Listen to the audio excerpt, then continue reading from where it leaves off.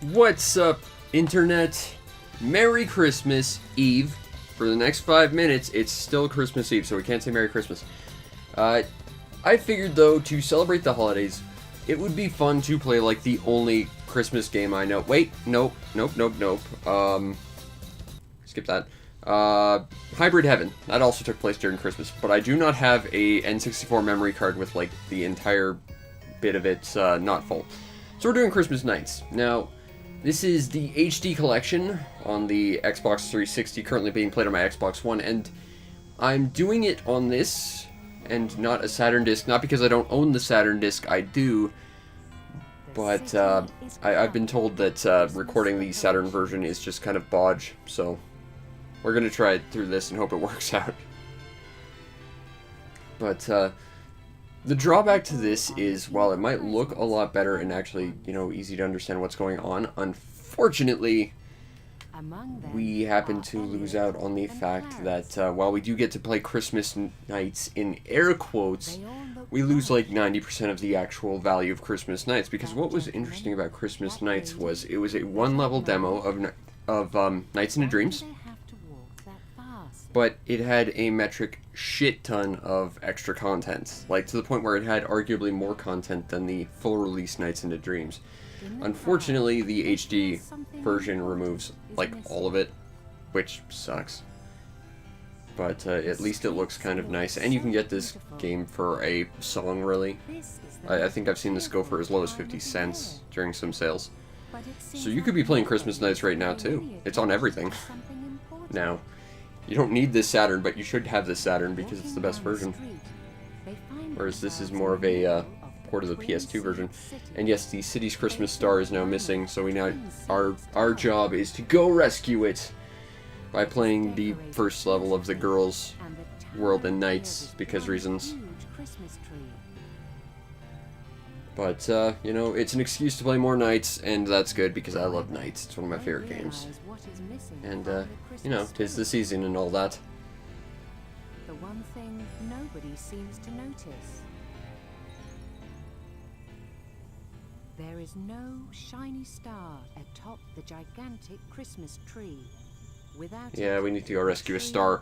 Somehow rescuing a star in your dreams rescues it in real life because reasons. And only if you do it as both characters, which can be done in all of, like, 2 minutes. Nights levels were not long. If you wanted to play super fast, you could beat all of Nights in probably about 15 minutes.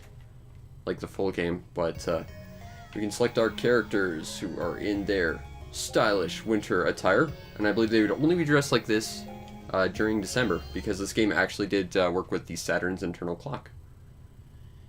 And that's actually where a lot of the really fun stuff in Christmas Nights comes from, is just messing with the internal clock. Like, if you had a clock set to April 1st, you'd be playing as the villain instead of the heroes. Like, just goofy little skins and special events you wouldn't think about, but it gives you a lot to play with. But it's more Nights, and I love Nights. I'm way out of practice, though. Plus, we've got Christmas music in the background, which is nice. Wow, I'm doing really bad. Boom. There we go, now we get bonus time. Which means we get a giant time extension. Like, see, that's where the whole thing in Nights is. If you want to do well, you have to basically clear the objective and then just go for score in the background, and also Santa's flying around. Because Christmas Nights. But the funny thing is, this game is significantly less Christmassy if you don't actually play it on Christmas.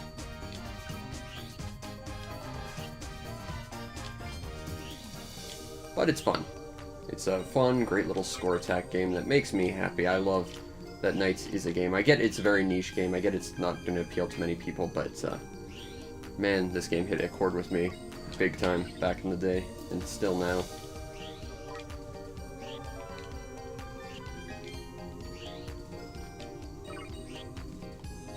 Flippy flaps. Let's go. And then, I mean, it only takes a couple minutes if I really wanted to beat this, but I think after this we might just hop into normal Nights gameplay. Just because You know, it doesn't make sense to start a stream and only play for like 2 minutes. Let's do some more nights! Get high scores and de-rust from this game a little bit. I don't want to run out of time, but I want a big score. Can I get it? Yes, I can. Alright. Okay, grab those ones. Now, this is, of course, the first level, which, if I recall, actually had some, like, ways where you could basically chain the entire level together. But, again, I'm way out of practice. I'm just trying to survive at this point. But, you know, the game is usually very generous with its time distribution. It's really more about knowing how long it takes you to get somewhere and not being greedy about it.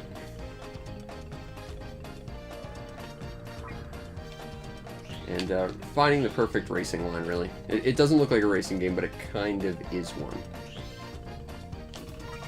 Among many, many, many other things. As well as just being an awesome Christmas game. And also, Merry Christmas, it is now officially Christmas. So we are now officially playing Christmas nights. Before that, we were just playing Christmas Eve nights. This is the real deal now. Now we gotta actually get serious about this. One deep booster, which will send me into the next lap, which I don't want to do, because I can get more score. And score's important in arcade-style games like this. And I think there's more points down here. More up here. And it's not just random stuff. Like, if you've never seen Nights before, the goal for basically each lap of the race is basically to get 20 of these blue orbs and then fly to a goal point. And then you break the goal point and can move on. But there are hoops which give you score. There's a bunch of, like, secret stuff. There's bells, which in the regular game are just stars. But you collect them and they give you a score multiplier if you play through the level clear. And you don't end up killing any of the little KOs or whatever they are, Nightmarins or Nightopians or whatever. So everything has a point to be collected. It's not just collect everything for score, although you can do that. And I mean, in the broader sense, that's probably what you should be doing. Now we've got like a stunt loop effect. I've never liked the stunt loops. They waste time for moving fast in this game. But you get a lot of points if you start doing stunts, so stunts are important.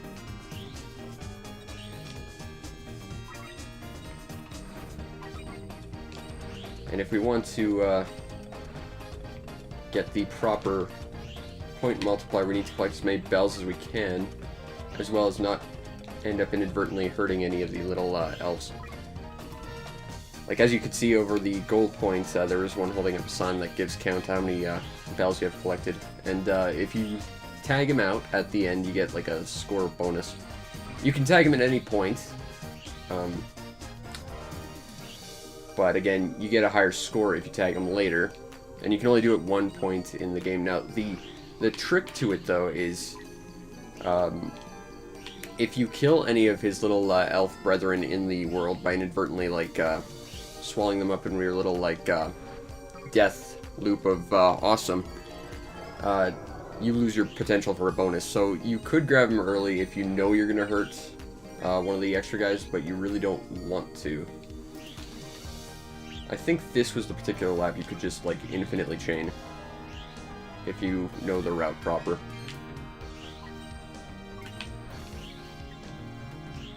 Or it might have been, like, one of the earlier ones. I don't remember. It could have been one of the many ones that are here. But the importance is Christmas spirit and also fun arcadey Sega nonsense. That was a large part of my childhood. No! Aww. Crap. I didn't even get the bonus. Missed opportunity. I'm definitely rusty on this.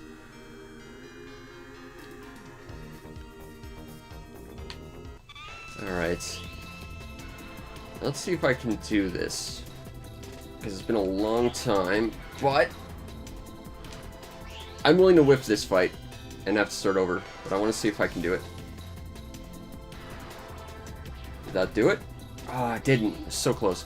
So that's the thing about this boss. He's like the first boss of the regular one, but now he's all festive and stuff. There's a few ways you can go after him. You can ram him in the face, or you can try and loop his tail. And if you loop his tail in the right spot, you can take him out in one hit. But I think it's right at the end where the star is. But the problem is, of course, he's flapping his tail up and down. So, let's see, right there. Now, the problem is if you run into anything, you also take damage. I do kind of like that this little Easter egg for a quick kill on him is actually sort of hinted at on like the HD versions, though. Because there is actually an achievement for one-shotting him.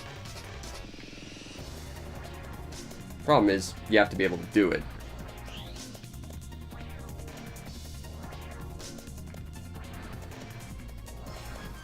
Oh. I think that's the thing. We could just sit here and pummel his face to death. I think we're pretty much running out of time to do that, but...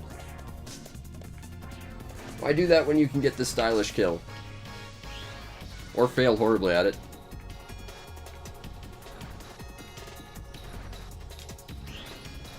I will do this the normal way on the other path. I don't mind failing this. Yes, Merry Christmas. We screwed up because I wanted style points. I'm way out of practice on him. We'll play as Elliot this time. I think he actually does have a slightly different route through this.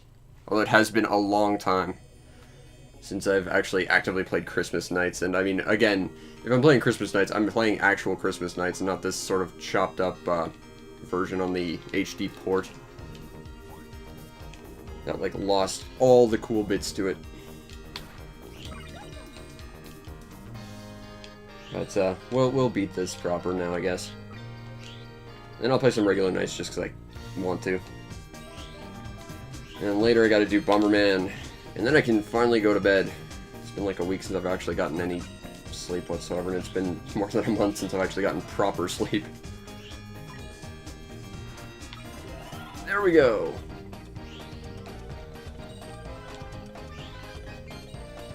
More bells for me. Need to jingle all the bells.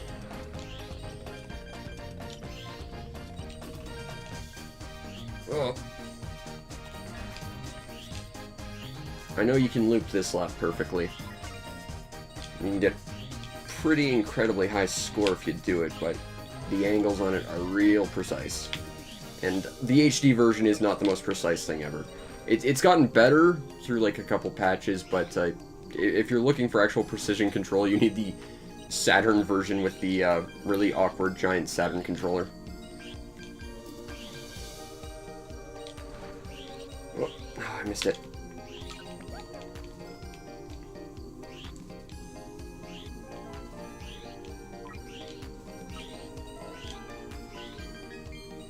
I've lost so many points. I don't know what the hell I grabbed there. Must have been like an egg fused to the cake or something.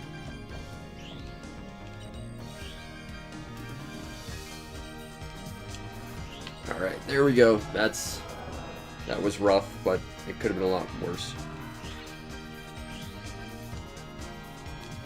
Yeah, this is different a little bit. I think I like this guy's route better than Clarice's. It's just, it flows a little bit better. And if you can properly get flow in, you can get some real good points. And again, in Sega arcadey nonsense, points are important. But so is actually de-resting, so you know how to actually play the game proper. Well, let's not fly into there.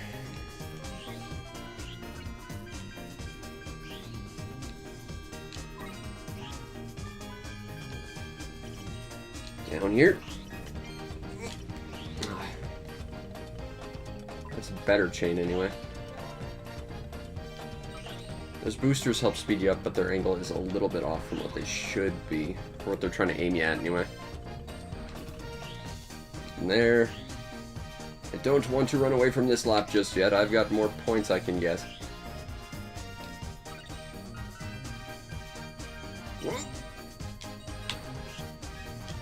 Alright, that one's a little better.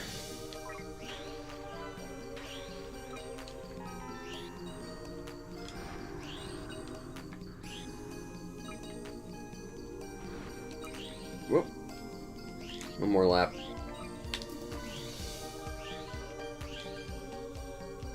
Just watch. I got greedy and I'll miss the lap entirely. 33.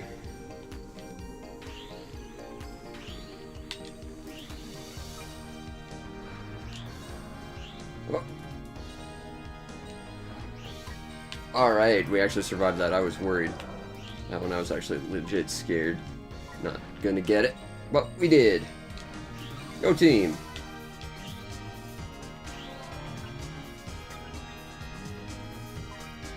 This is such a weird game to try and classify, because it's not really a platformer. It's not really a flight sim. It's definitely a game that's totally its own thing. And I think that's part of the reason I love it so much. Well, that and it's the game that made me want to be a game designer in the first place. It's just such a completely unique thing. Definitely a very Saturn game.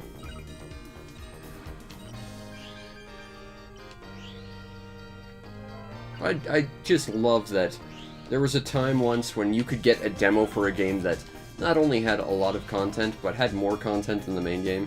I mean, nowadays you have to pay for demos, which sucks. Back then you got whole thirds of games for free.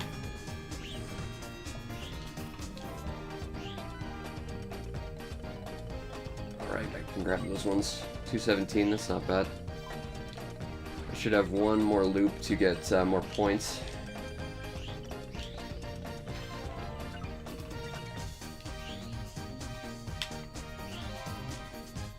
More stunt ring nonsense where I'm not going to actually get many points.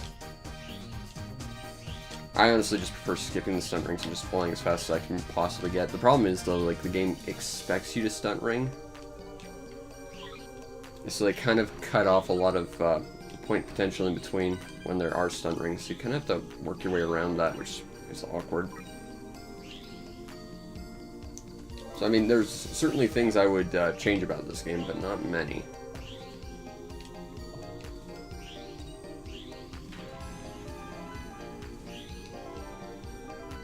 Come on. Alright.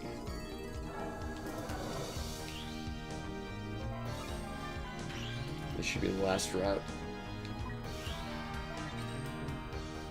Which means now is about the time we've got to get our points on.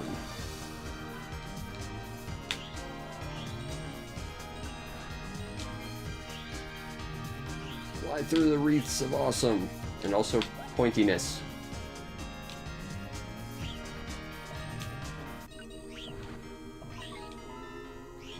Here, Void, our little Nighttopian friend, is going to continue to hold that scorecard for us, unless I murder one of his buddies. So let's hope I don't do that, because that would be less than ideal. I will say the Christmas version's a little awkward too, because these little snow globes we have to break open. In the original version, the place you have to fly into them is on top, so putting them underneath is a little bit awkward. Like, I get I'm out of practice for nights, but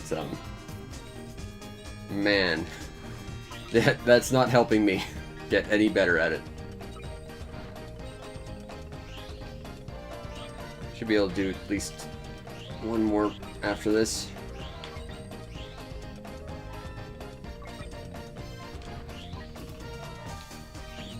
It's one of those spiny striped guys that are really tough to kill.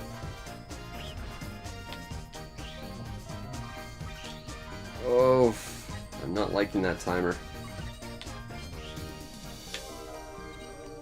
Alright, we will play it safe as much as I don't want to, and we just got our big bonus of points.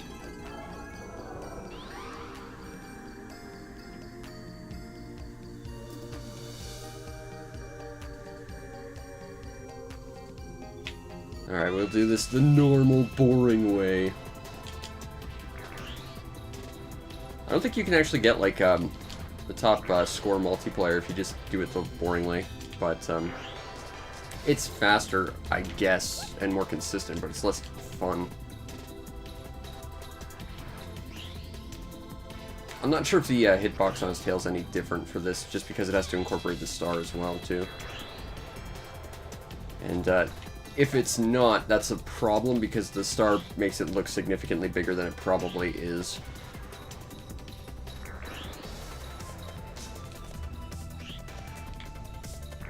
But it's NiGHTS. I love NiGHTS. It's a very magical game. That's what I love about it.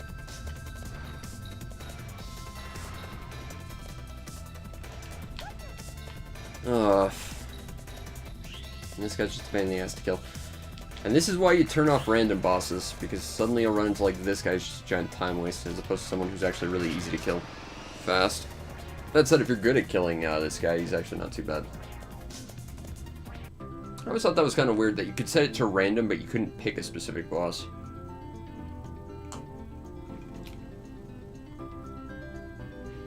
And we saved the Christmas stars. And thus somehow saving Christmas, or some malarkey. Oh wait, I can still control knights in that shot. That's cool.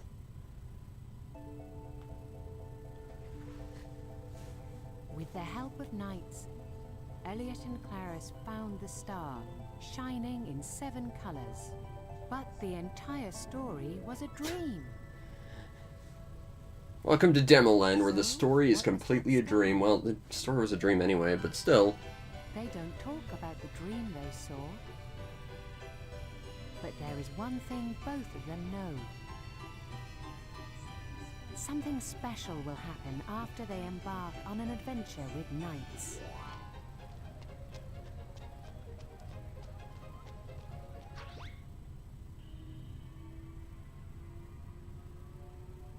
I'm reminded very heavily of the the Nights into Dreams comic books. Just from that shot right there. They start feeling cheerful again.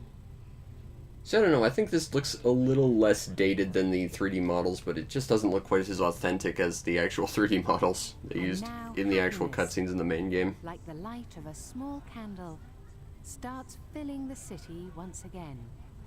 Everything is okay now.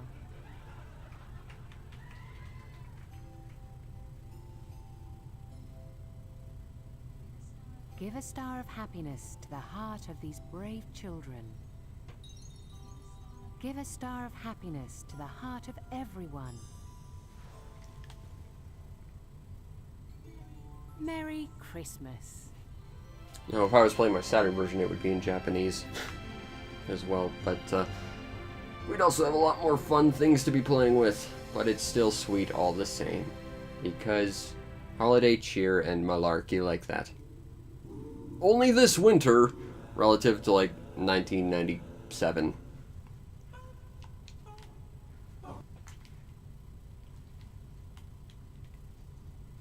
Wasn't even my best go. So depressing. Fun though.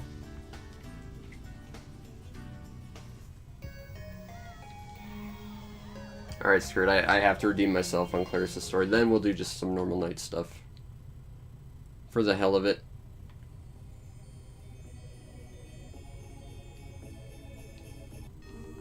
Let's try this again.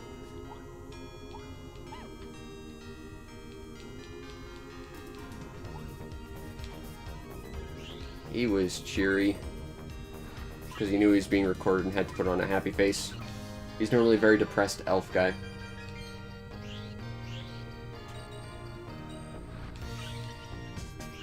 Oh, we got 20. Let's go in. Yeah, the entrance on the bottom of these things is really awkward. Skip that. Grab that. Go down here. Up here. Down. Up. Around there. Grab that. Go down for those 3 bells. Missed that. I gotta say the Xbox One controller is not built for this, and it doesn't help that this is like the HD version with the kind of wonky controls they sort of tried to fix.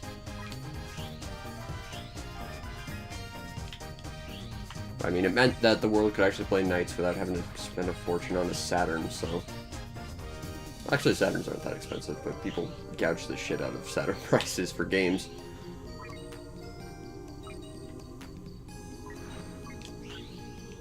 Well, that said, if you're in the import scene for the Saturn, which, I mean, if you have a Saturn, you should be, NiGHTS is ridiculously cheap in Japan, plus it plays just the same. There's literally no barrier to entry for the region, because there's no text or anything.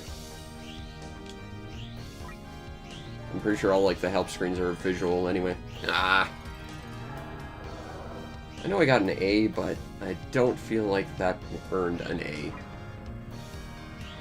I was like an E. So offended at my own gaming right now. Up!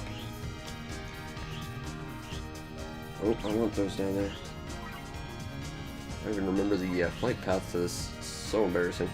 Alright, down here. I want those. Get out of my way. Such a completely unique game, and it's so, I think, perfect, honestly. It's one of the few games I would ever use the term perfect on. It's not a game many people will like because of how just different it is, but, you know, definitely my kind of game.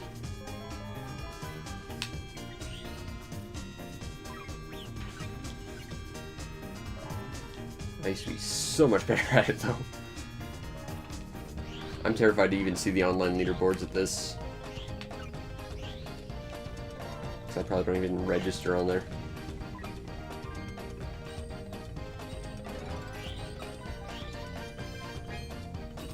More points!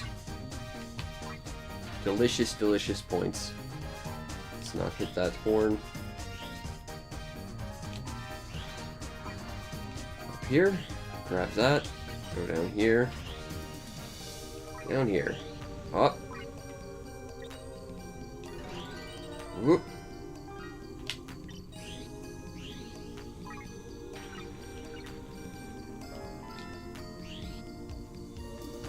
I'm not gonna get enough to go for a second run.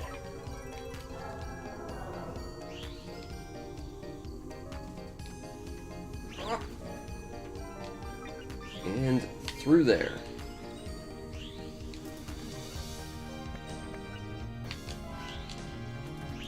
Whoop, let's not go in there and waste everyone's time. Down here.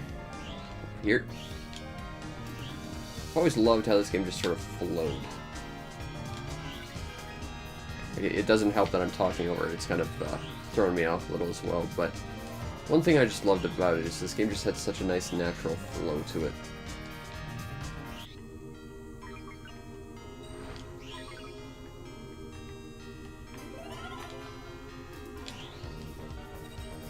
Actually, I think this will be like the third time I've played Christmas Nights on the channel. I don't even care, it's so fun. Plus it's nights. Anytime I get an excuse to play some nights, I'm well on board for it.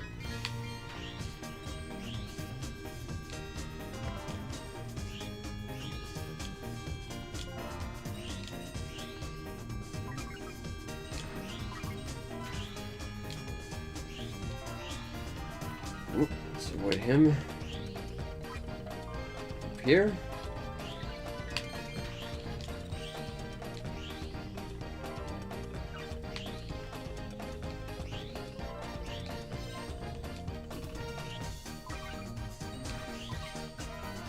Go!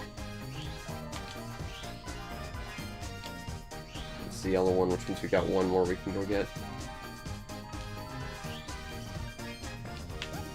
Whoops!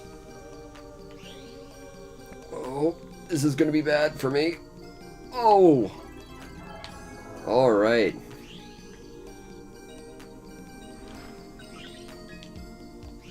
We might actually make something out of this yet. Whoop, down there, please.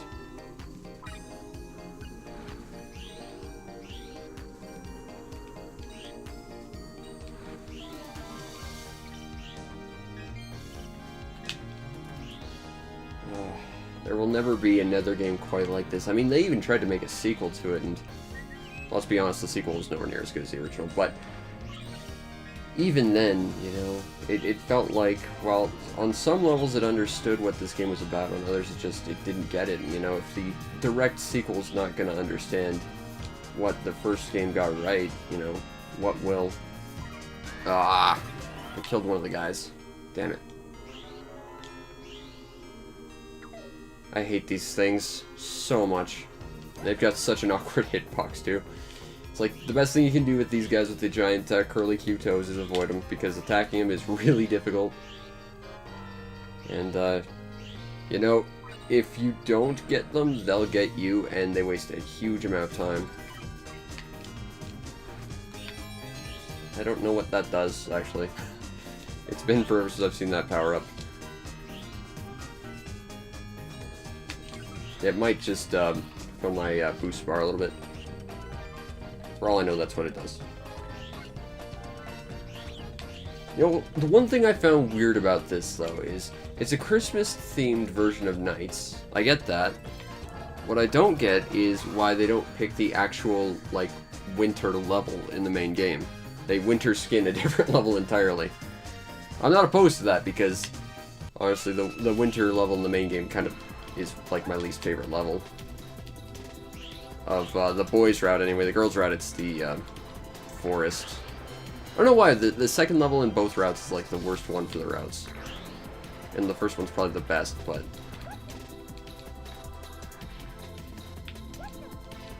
Come on. Boop.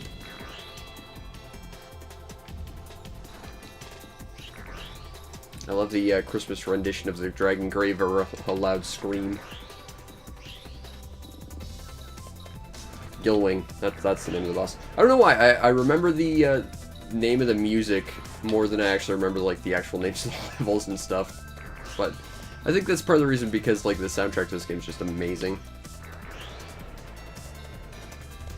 Like, I was referred to, like, the second level in the girls' route as Gloom of the NHC, as opposed to, like, Mystic Force or whatever it is.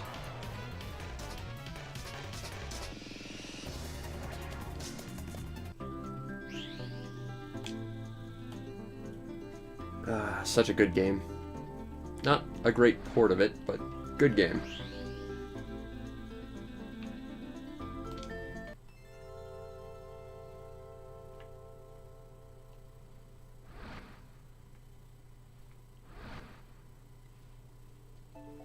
We've already seen the ending.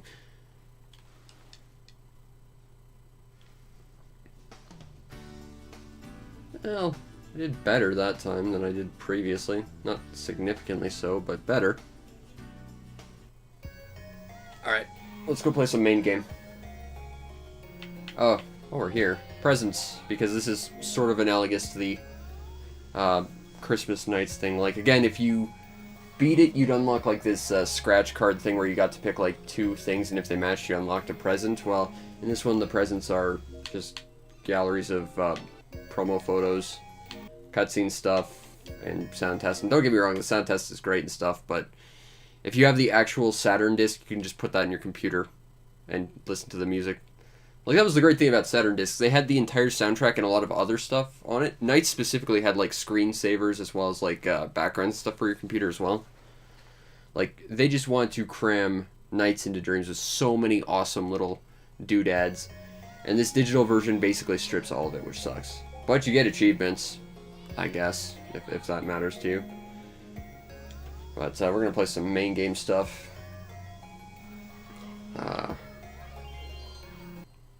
I think I just selected to fight the boss. I want to see if I could set up the boss to randomize. Alright, let's fight the regular version of this boss, who's significantly less holiday cheery. Also, his face appears to be bigger. His tail looks a little smaller. Let's see if I can actually try and get the one-shot on. Well, one-shot relative, I suppose. Like that. I love that. It's like, yep, I've already technically lost the one-shot, but I managed to actually get it this time. And that's how you get an early, easy kill on him. And if you do it fast enough, you get like a 2.0 multiplier. which is like the best thing you can get in this game. I think there's a way to set up randomized bosses, but I can't remember how to do it. Alright, sure, we'll start with probably my favorite level. This was a level at one point a long time ago I had world records in, and now they won't even remotely hold up. Not that I would ever recommend you try and get world records in this version because it's chunky and doesn't control great. They've tried to patch it a bunch of times and it's gotten better, but still not great. But again, I think if you want to play Knights right, you need the 3D controller because an Xbox One controller just does not quite work right.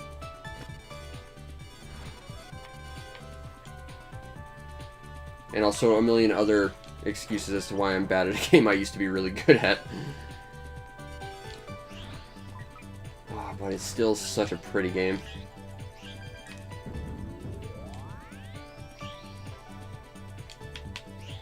Nope, I want these stars. All of them to increase my points. Because more points means more prizes for me!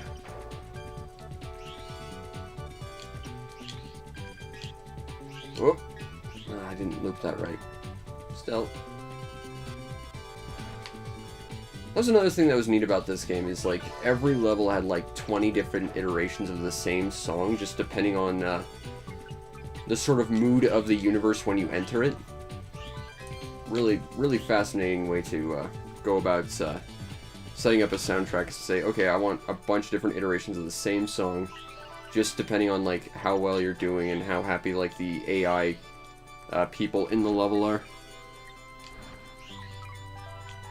And I'm constantly missing that party ball. This is just going to be me completely getting angry at myself for not getting even the basic score components down. I should really play Journey of Dreams again. I mean, it wasn't a great game, but you know, it at least got some things right. A lot more than people like to give it credit for. Problem is I'd have to play it on my Wii U with like the Wii stick, which I don't want to, ever. You gotta play that game with the GameCube controller, or you're not playing it with any real degree of accuracy, really.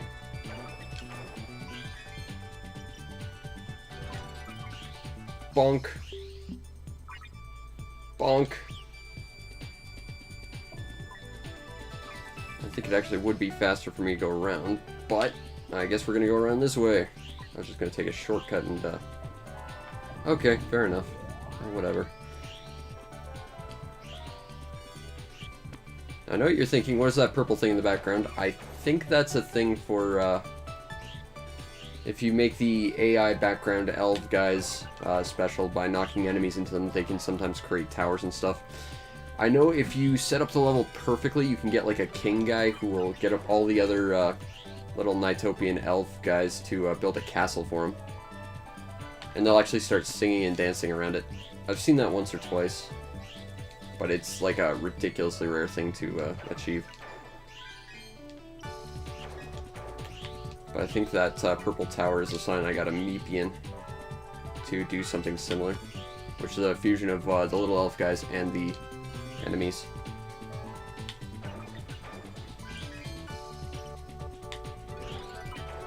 That was one weird thing about the sequel. Like, they tried to have their own iteration of this, but they gave the little artificial life guys their own world, but you couldn't interact with them in any way, shape, or form, and stuff just sometimes randomly happened. It was weird. Like, I remember I was playing one time, and the first time I ever logged in, the entire place was flooded. The next time I went, the entire place was like pink. It looked like I was walking around on a giant tongue for some reason, and there was like no correlation to what you were doing and what was happening. And that was a major loss, because, you know, I think the idea of having like an artificial life system that responds to what you do and how you treat it and stuff, I think that's really cool. And I mean, that was the instigator for the KOs in Sonic Adventure, which was literally that.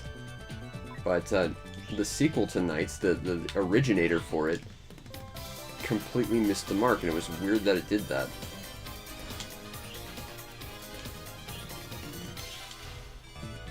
But, you know, it had some great levels, and even if you don't like anything in terms of gameplay about Journey of Dreams, it had an excellent soundtrack. I still listen to the Journey of Dreams soundtrack every now and then. It also had some terrible voice acting, though.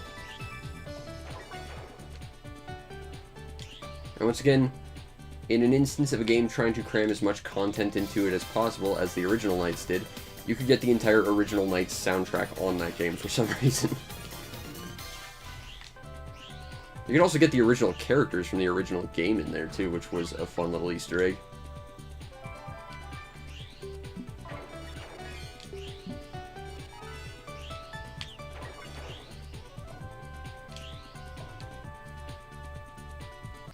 I find that area to be just like a giant waste of time, so you just try and skip it as fast as possible.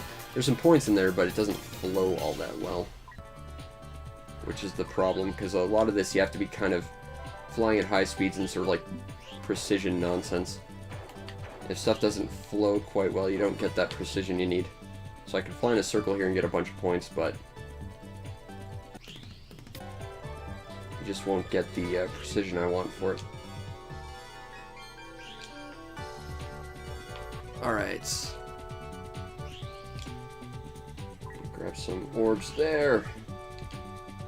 Some more orbs. Blue chips, rather.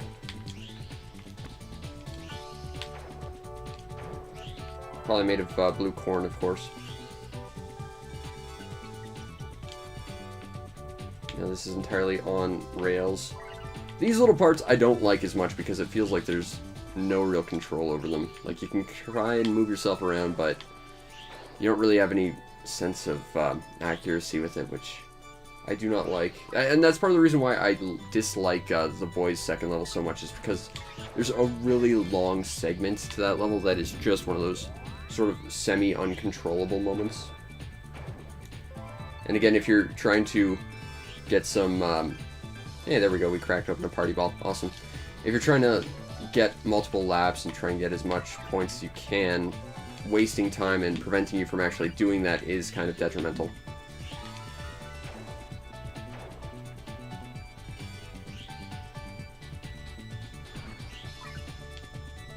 But, man, if I do not love this game all this many, many years after it came out, and it's still one of the most interesting and, I think, important games in my life.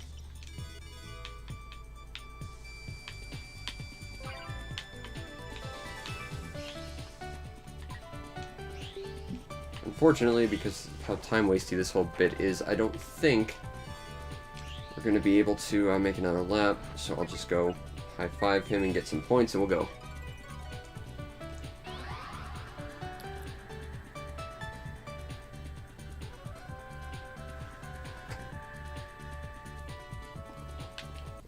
Oh, we do have randomized bosses on. Again, I do not remember how to change that.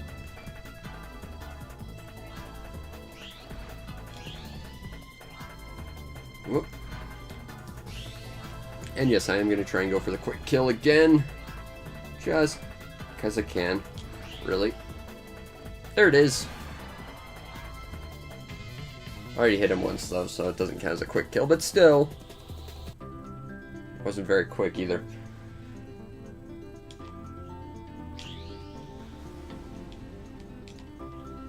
Woohoo! It takes a lot to make a game make me go woo, and NiGHTS still does it. Same with Journey of Dreams when it's not being walking on the ground level.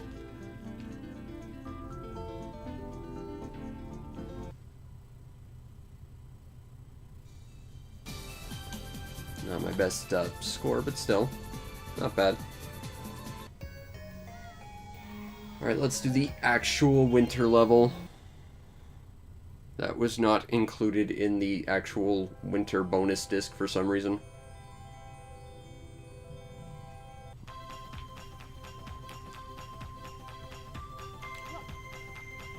I hate this level. Now, if I recall, there is a... Yes, right here. You can collect unlimited orbs from these trees just by walking by them, if I recall. And it's not fast or anything. And there's our, what? Oh, Xbox One, you piece of garbage. Stop listening. Hooray. Alright, we got enough. It's a waste of time, but at the same time, it means you get an early start on points without actually running down your timer. And it means you also get the most points, or the longest time for bonus time.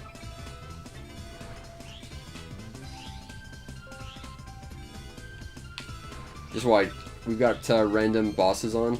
Every boss is going to be Gilwing.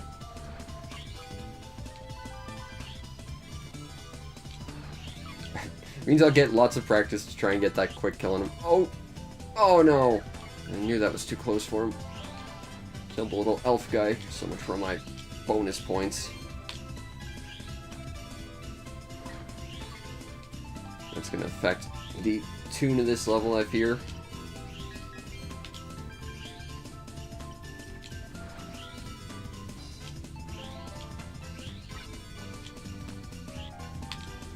But alas, we do it for the Christmas cheer, damn it. And also the nostalgia and the fact that I just want an excuse to play more Knights.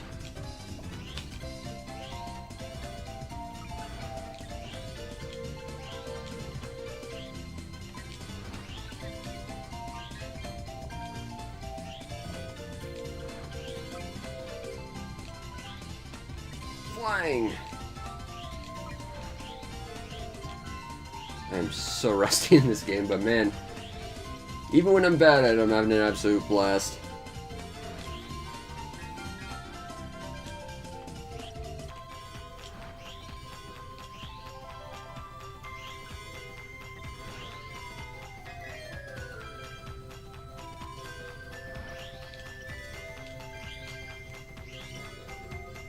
More points!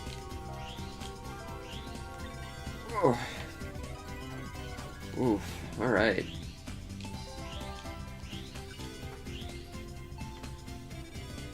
I don't need stars, I need blue chips. Stars just give me a bonus that I'm not allowed to have because I murdered an elf.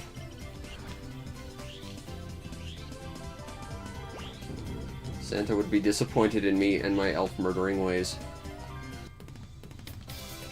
I do like how multiple routes sometimes like overlap in terms of features. Like, I think that speaks volumes to how clever and intricate the levels are designed. Dun dun dun dun dun dun dun. I'm just gonna end up singing all the songs to this game. It's so good. Also, there's a crap ton of elves just waiting for the train in their little elf eggs.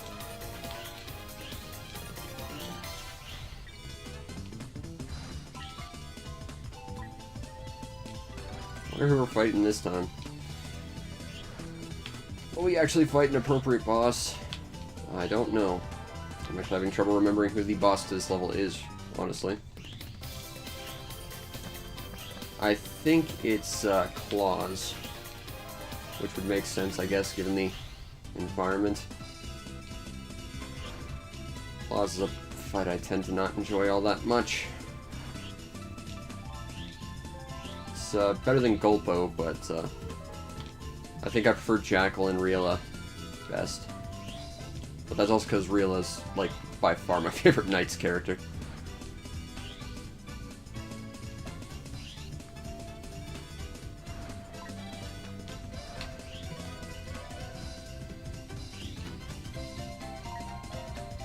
Let's go! Fly!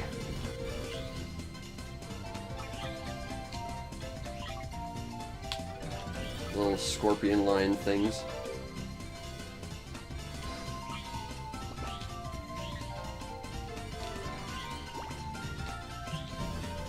Come on.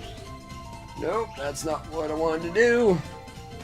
Alas, I lost the party ball. Next time, party ball. Next time.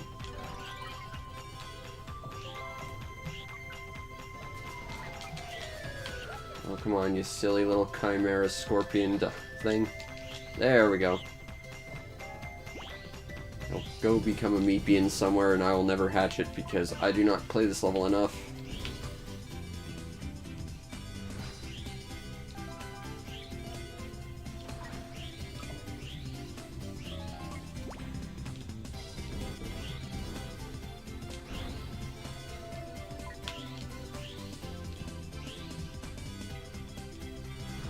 Oh, I'm so bad at this level. Can we just go back to Splash Garden?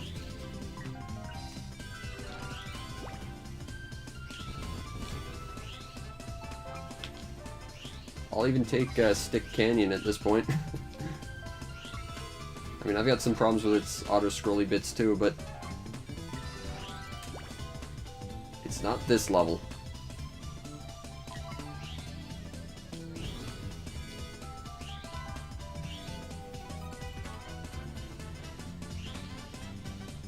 Dun, dun, dun. Oh god, we got to this part. Okay, this is the part I absolutely hate. Because camera!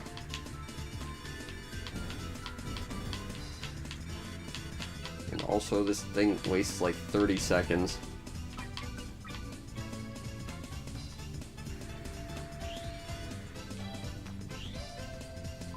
I'm not sure this game works on seconds. It works off time increments.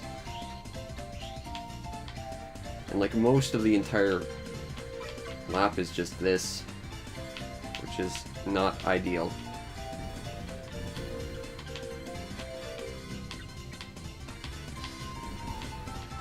And your hitbox on it's a little awkward for the party ball too.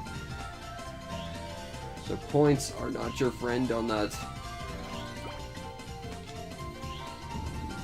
Or rather, they just want to friend zone you. I do not want to be in points' friend zone. I want as many points as I can get.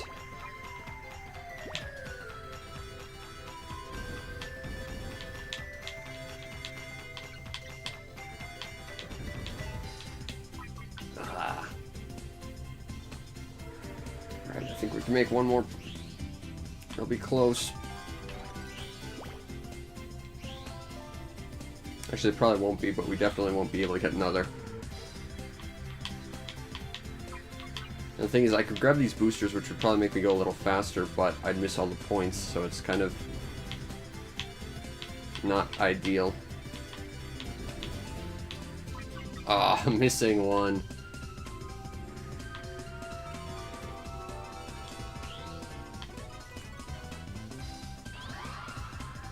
I always get really greedy on that lap, too. So who are we fighting? Hey, my boy! Alright, let's go. Something about how this game does the mirror match sort of thing. I love it. Oh, I'm so out of practice on him, but damn if he's not the most interesting of the fights.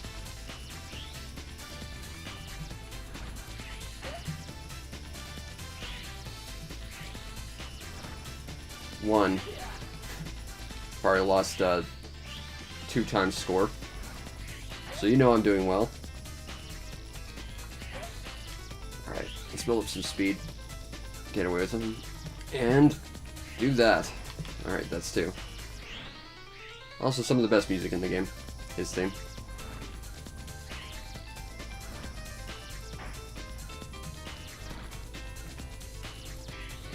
Where are you?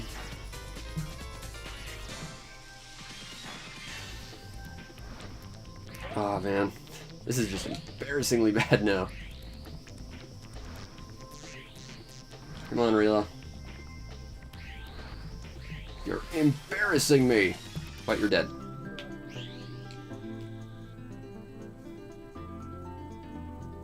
That fight can go really, really quickly if he's nice to you. But I think the fastest fight of all of them is Jackal, just because you can chain damage on him. But again, Jackal can go either really, really well or really, really poorly. Just depending on how he wants to treat you. And even though I did really bad, I still got the second highest score. So, yeah, I'm not that good at that level. Alright, let's do Stick Canyon.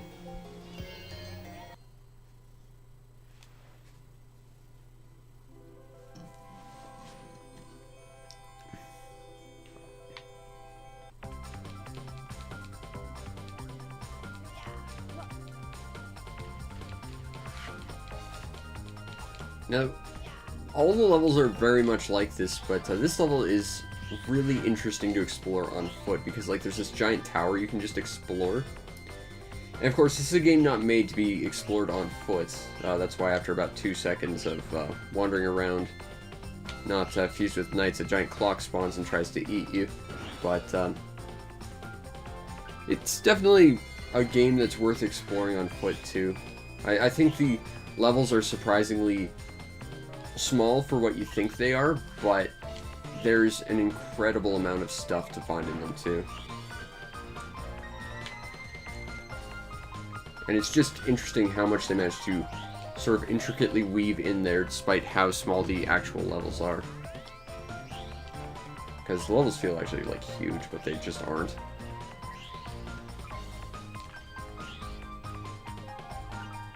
Ah! Killed him. Damn it.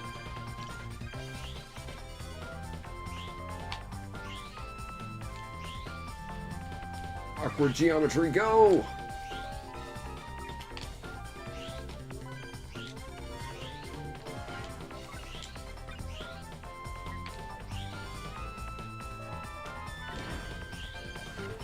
Whoa.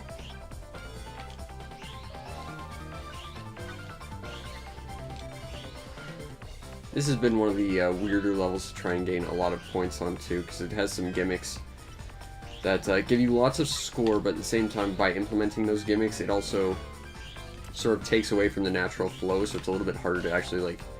If you're like me and you're just about trying to find the racing line to get the best score you can in minimal amount of time to just sort of accumulate score that way, it might throw you off, certainly.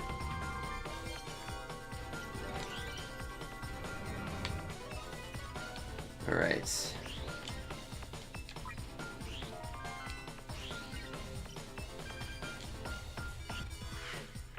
Oh yeah, these things. These are the parts of this level I don't like. They're fun and they're imaginative, but they waste a lot of time. And I want to get high scores. And that means I need to utilize time effectively. The thing is, you can kind of skip some of them, but it's not necessarily recommended you do, because you will be missing out on a lot of points that way too. It's sort of like one of those things where, yes, it's not great, but you kind of have to live with it.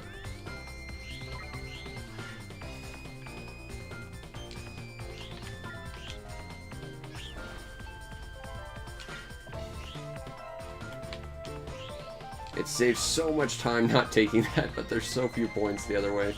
But it flows so much better. I'm gonna just ignore that.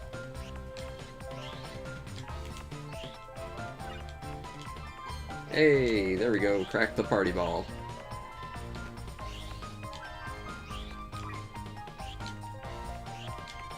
Nope, let's not do that. Crap.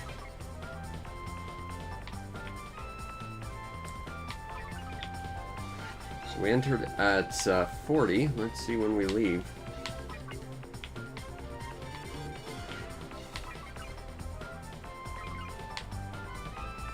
Yeah, so almost 20 seconds was just that.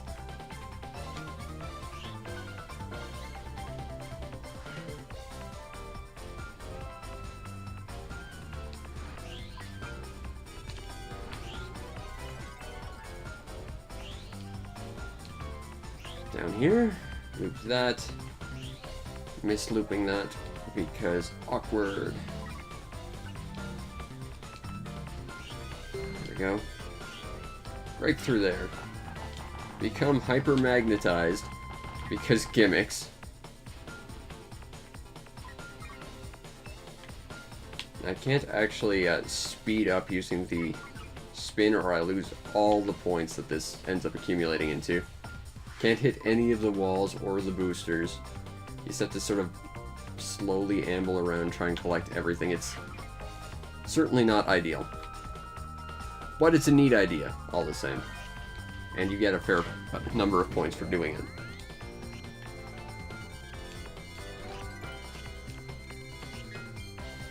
Ah, could have gotten that party ball.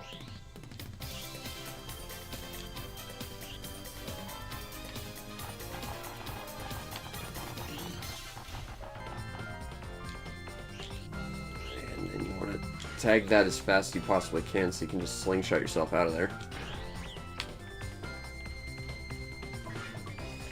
Oh, yeah, see? Hit a wall, lost all my charge. Which is a problem, because, I mean, the whole point is that you're accumulating points this way. Ideally, you don't lose the points, or you don't want to, certainly.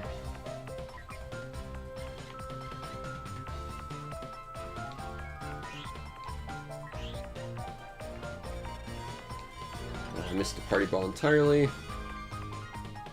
Because I'm good at this game.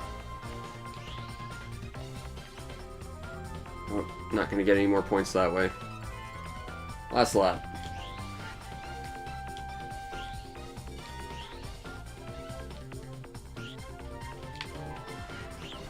Yeah, this is the interesting tower. It's got like elevators and stuff.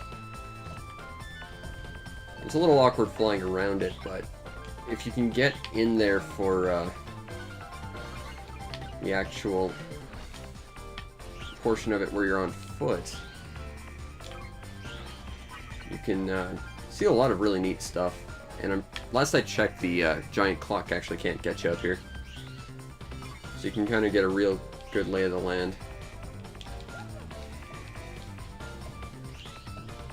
This is the part of the level I hate the most. Because, now that we're done that, we get this, which is great. But then we get this. And this one you can't actually skip. And we entered at like, what, 49 seconds? Let's see how long this takes.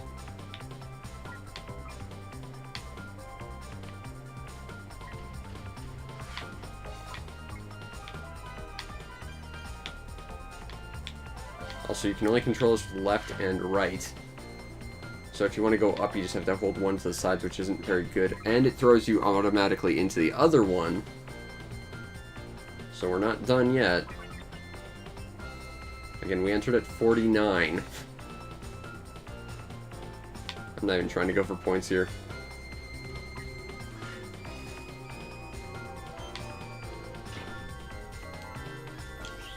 Yeah, so that takes way too long. I don't think I've ever managed to get a second lap on that that one. I'm sure it's theoretically possible. Oh, hey, we get to fight this level's actual boss. Let's see if I can take you out this time. Without being totally embarrassingly bad at it. 1.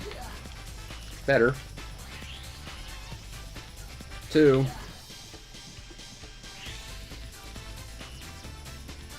3. There we go. That's how you're supposed to take him down. Still not perfect, but, you know, better.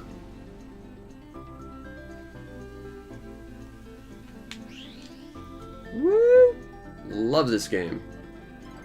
Plus new record. On this version my Saturn has. Or at least before it died, had tons of records on it that were probably better than that, but, you know. Significantly so, too. Not bad.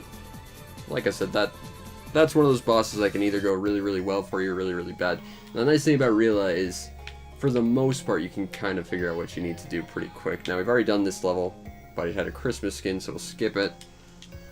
Let's do Mystic Forest, I think. I just call it by the song name, which is Gloom of the NHC.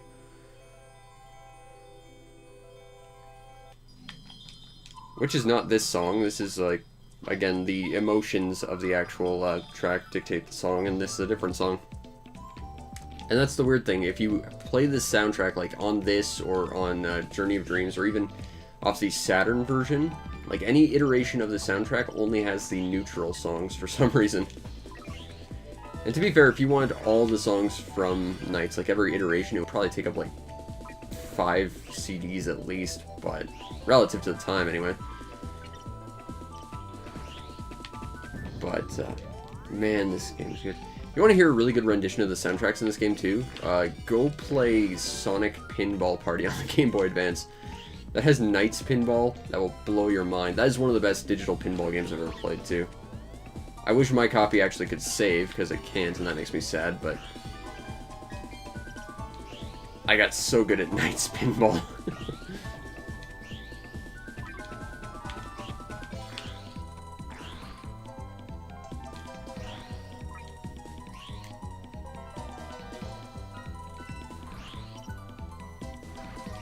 But this is, again, it's one of those two sort of middle-of-the-road levels in terms of, like, the story progression, quote-unquote story progression, anyway. In the level progression, this is the middle one of the characters, and it's kind of like the other middle one, which is, like, the winter level. I don't like this level very much. As much. It's one of my less good levels. But the thing is, this level doesn't have as much on-rails nonsense. It's more just a matter of skill and execution. I just don't like the layout as much.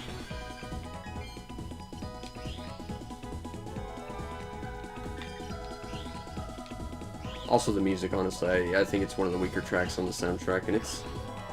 The soundtrack to this game is no slouch. Alright. Not the best lap, but I'll take it. Here. There's the red car you can lead to its garage for an achievement. Because that's a thing. Like, I hate achievements. This game actually did, in a lot of respects, at least get some achievements, right? Where it at least let you explore the sort of, like, secret little bits of this game that most people wouldn't even notice unless they, like, played it insane amounts like I did. I would love to free you, but I need more blue spheres. Chips. Blue chips. That's what they're technically called.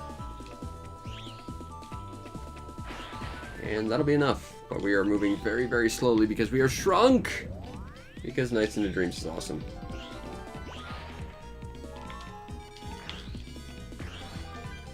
Let's not get shot directly into the next lap. I very much want to gather more score!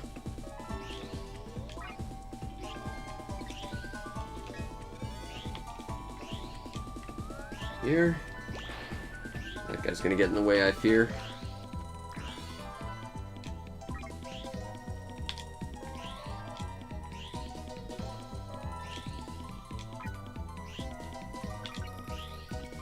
I missed those stars.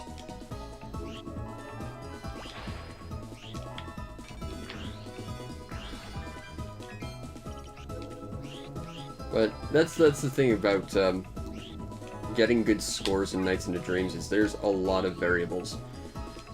Like, depending on who you are, you might be good against a specific boss, and of course bosses dictate, like, potentially twice as much score as you could potentially get.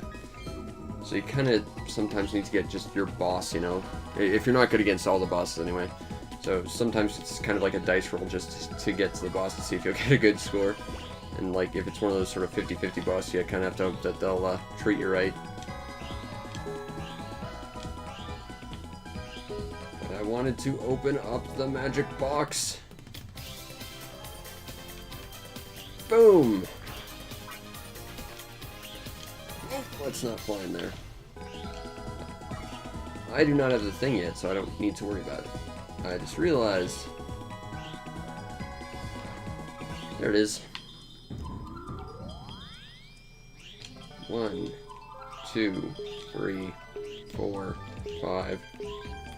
No! I want it in there. Alright, let's go! Let's avoid that. Like, I think it's really clever how, if you want to get, like, the highest score, you have to also get, like, ridiculously close to the goal points of the area without, basically getting too close to it. Like, it definitely becomes sort of like a challenge in precision, which I love.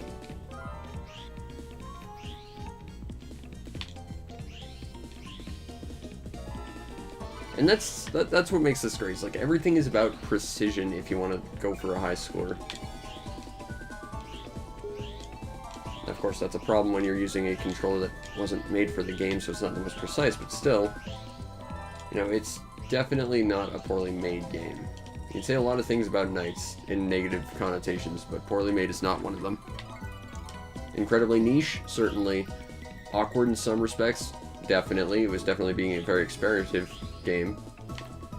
But well made, I would say, as well as being very, very memorable and completely its own thing. A little car will follow us around. We can drive it back to its home, which is somewhere. I don't remember where it is. I don't know why I've decided suddenly to do this. I guess we're gonna do this. Come, Mr. Car, we're gonna find your garage. It's somewhere. Here it is. Where are you, Mr. Car?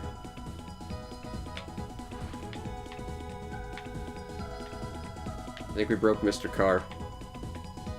Oh well.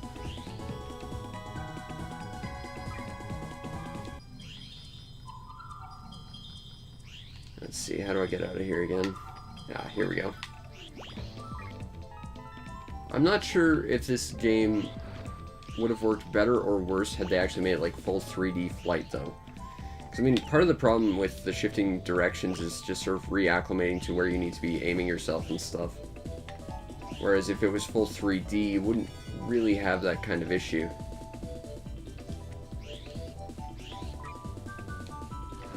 But at the same time, I could also see this game falling flat on its face if it had full 3D control. And that's the problem with like an entirely experimentative game, like by nature, is there's a lot of variables, even in just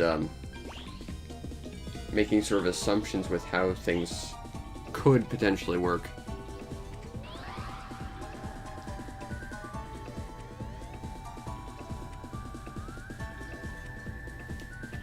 Who are we fighting? Gulpo, okay. This fight, I feel, takes a while, usually. But let's see what we can do. That's 3. No, no, no, no, no, no! Oh, I missed him. Like, that's the thing, you gotta line them up with these fish to throw yourself at them. And the problem is, if he recovers, while it's easy to chain damage on him, if he recovers, it gets really, really awkward really, really quick. And sometimes he just doesn't want to take damage. That sometimes happens too. There we go. Not ideal, but we took him out.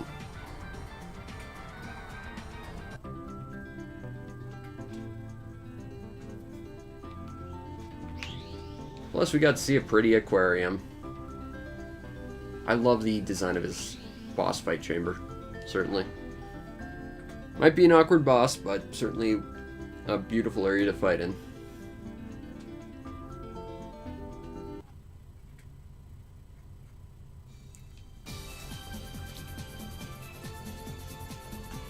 Alright. Next we'll go to Soft Museum. This level's kind of, it's one of my more favorite levels of hers anyway. Certainly, I like the first levels of each of the characters most because I think they're like the most pure experience. After that, they get kind of a little bit gimmicky, and like the second one, I always tend to feel a little too gimmicky. This one, I think, treads the line pretty well, though. Like, there's definitely gimmick, but I think it serves to benefit the level and not the level benefiting or serving to benefit the gimmick, so to speak.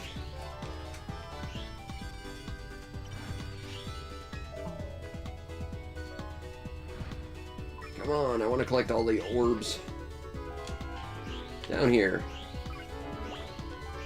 This is a really interesting level just by virtue of the fact, like, it's something that no other level really tries, which is it has an interior.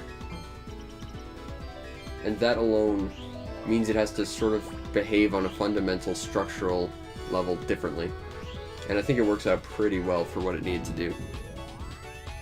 It also likes to think that the floor is made of jello, which is kind of interesting.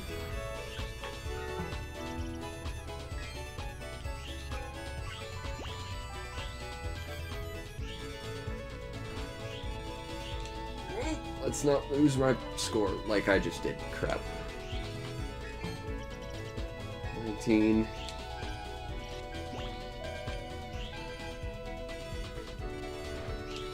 Ah, I almost got 40.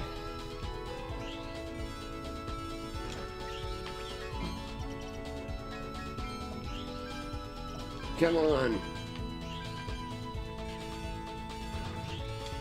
Oh, hit the geometry wrong.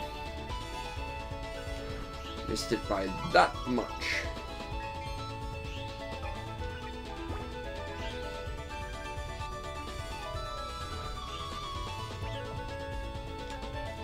And I do not trust my ability to get back here, so we will backtrack. Like a coward!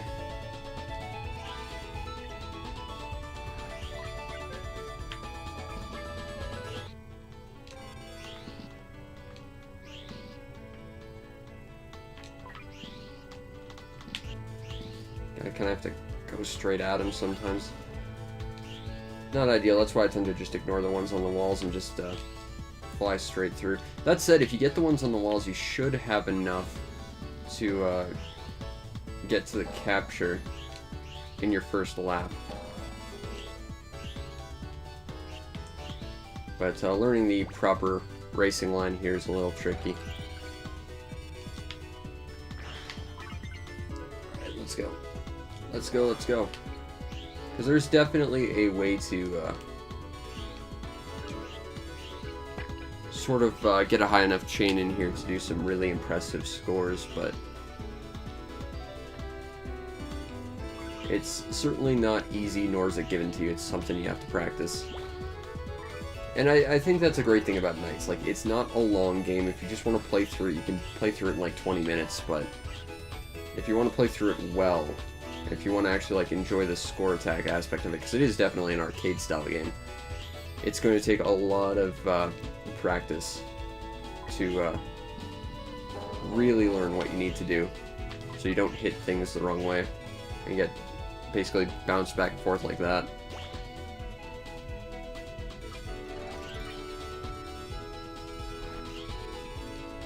We're not going to go into the actual soft museum this time just because we do not have time for it. Though I did not use my time well that time.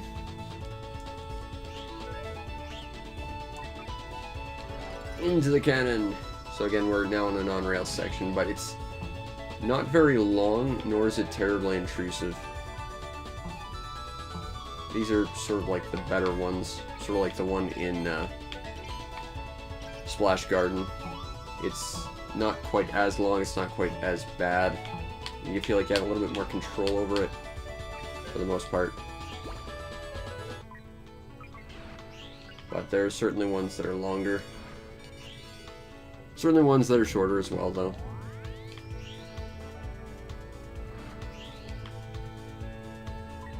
For bonus points!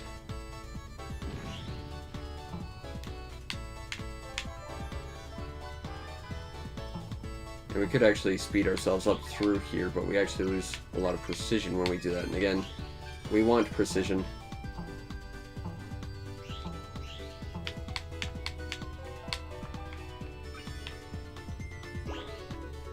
Should be able to go through one more time.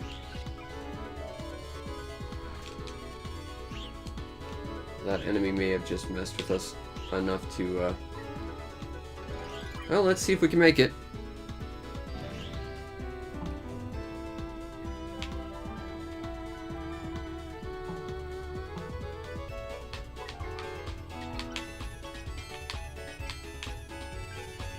Alright. 1, 2, 3, 4. That one's really hard to get.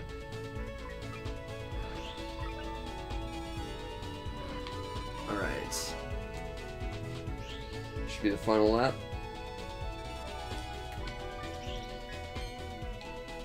Back in the museum we go!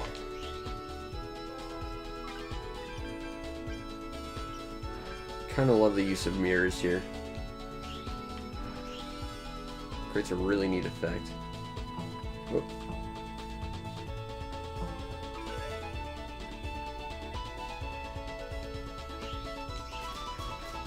Oh, hey, Meepian. That's nice. Oh, it's just 4 short. Now I'm angry about that. Oh, come on. There we go.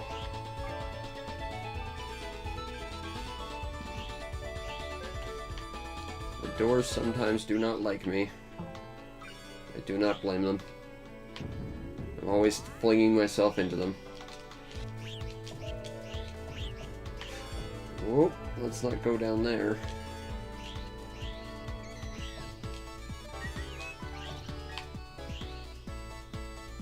Alright. Those, up. Oh, down here. I'm hesitant to think that I'll actually be able to actually get another lap in, and that major mess up just meant that we probably won't. But I can at least throw that enemy against the wall. Feel a little bit better about myself in that regard.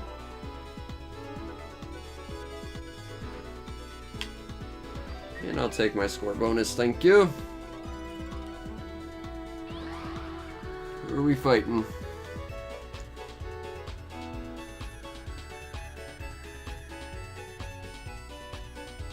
Oh, it's this guy again. I don't really want to fight him again. He's so random.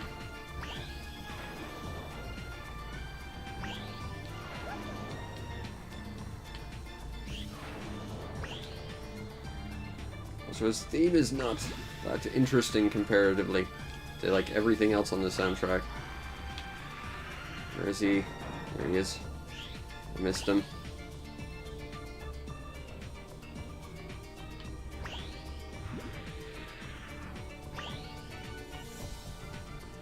Ah, missed him again. Go!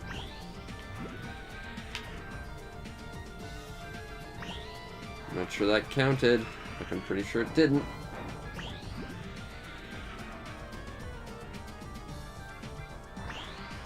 Where'd he go? Oh, there he is. There we go. Not my best boss.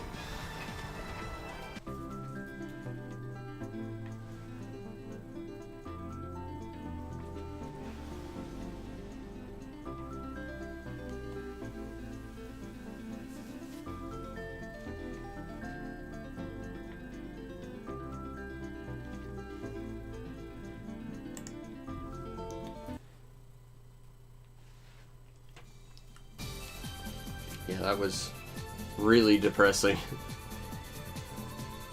You get a really high score. You're like, I didn't even do well against Jackal in my top score. I still got a pretty high score. Alright, well, that's pretty much all the levels except for Twin Seed. I will leave that one to the imagination, for those of you who actually want to go out and get this. But I think we will do one more Christmas Dreams because 'tis the season and all that. The city is... And I will do Elliot because I feel his route is a little easier for me to understand.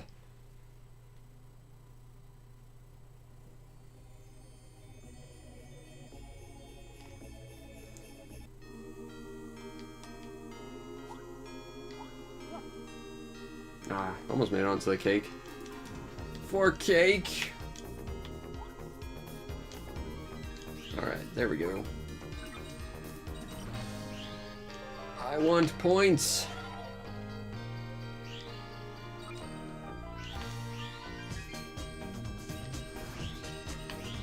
And I will have them by birthright. Ah. I like that the blue chips actually actively decorate the tree too. It's just a cool feature.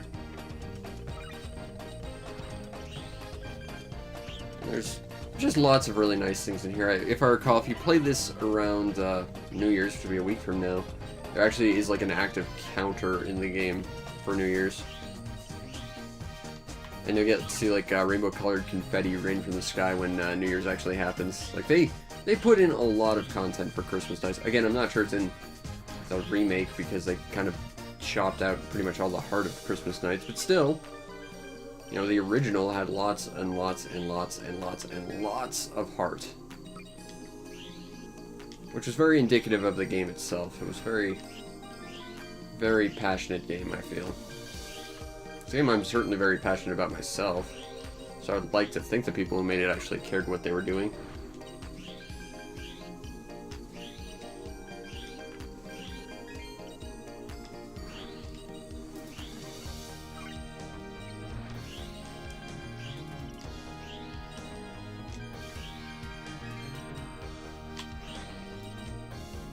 Onward for points and presents and Christmas cheer and friendship and joy to the world and all that stuff. But also, mostly important, points.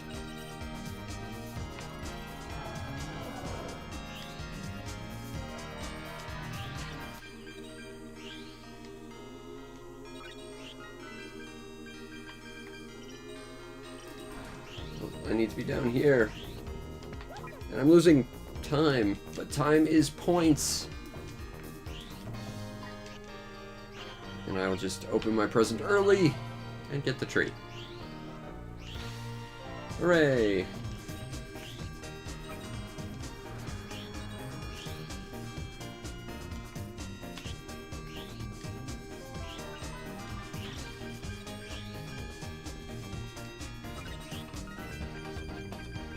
For the links.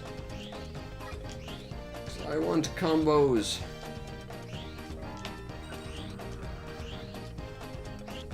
Whoa, it's not flying to there.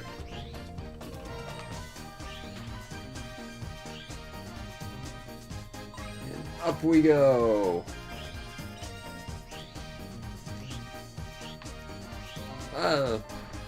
Geometry, you're not helping me. Right. Since when have you ever been my friend? You're in cahoots with physics. Now let's go!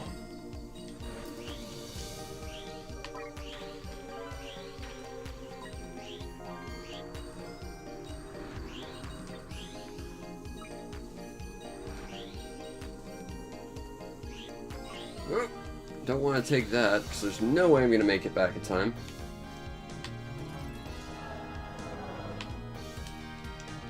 Alright, let's go. Downward! Let's not go in there yet. We don't have enough points. And we need all the points we can get, because points are the most important thing. Also a little secret thing down there. Also up here. Up here. Where is our friend? The tree! For arborists! Or something. For Christopher. Does anyone remember Christopher the Christmas Tree? I mean, I watched that as a kid and it was a Christmas special I liked, but even then I think I knew that was not good, like, in any way, shape, or form. It's like, what does this have to do with actual Christmas? I think that was probably a Christmas special used to just sort of promote something.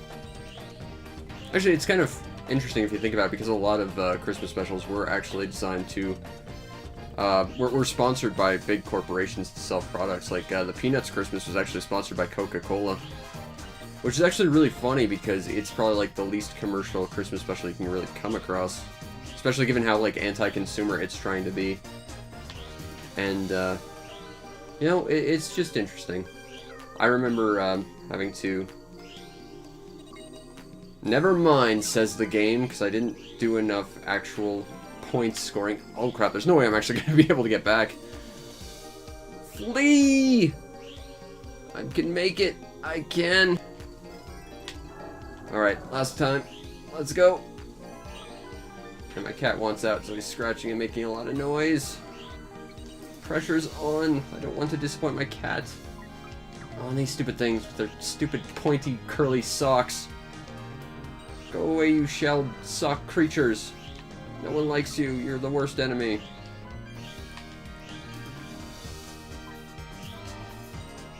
More rainbow-colored chips for me.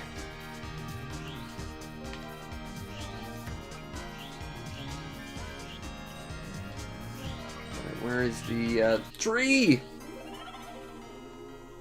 Hooray!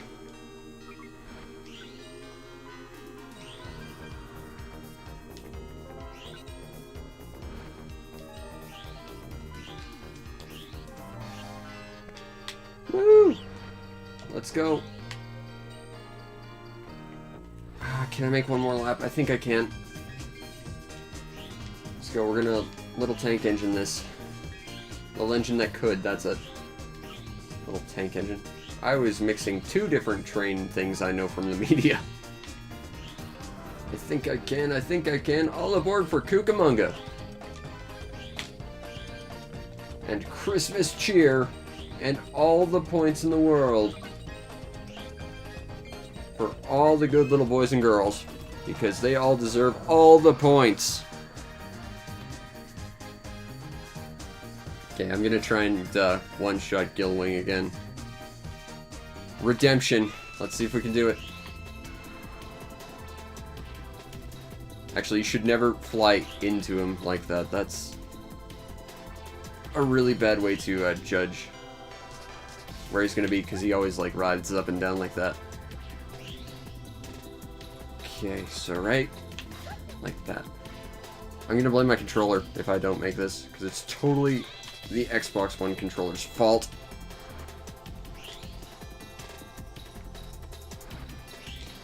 I don't care if this ends bad. I want to go for the one shot. Oh, yeah, of course he pulls his tail down once I do that. Oh, can I get the redemption?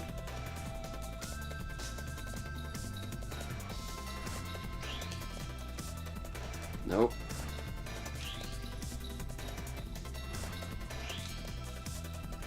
Try going under him, but it's even tighter. Yeah. Don't ever go under Gilwing. It works less well than going above him, in my experience. Could be this guy doesn't actually have, like, the one shot. Maybe. I don't think that's the case. I'm just bad. Like, let's just be honest. I'm just bad at one of my favorite games. Ha! Aw, he gave me a Christmas present of a quick death. Thank you, Gilwing. With 10 seconds left, we managed to defeat Gilwing yet again. Saving all of Christmas cheer and stuff.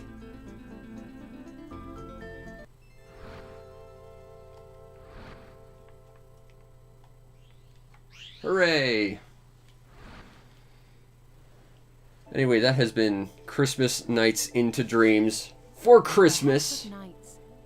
If you want to see more by me, you can subscribe to my YouTube channel, which has a metric crap ton of my stuff on there, as well as follow my Twitch stream. And if you are watching my Twitch stream, I will be back in about an hour and a half, I think, to do the final thing for Bomber Week. And if you really want to make my day, you can check out my Patreon, help support me there. Get on the Patreon supporters Discord, and we can talk about how awesome Christmas Nights into Dreams is. Seriously, it's a demo that has more content than the main game. How awesome is that? But until then, Merry Christmas and peace out, Internet.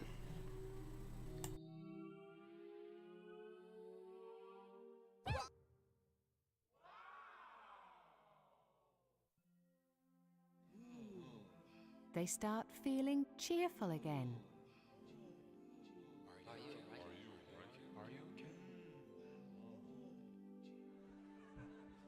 And now happiness, like the light of a small candle, starts filling the city once again.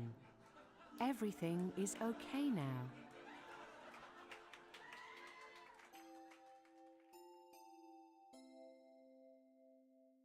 Give a star of happiness to the heart of these brave children. Give a star of happiness to the heart of everyone. Merry Christmas.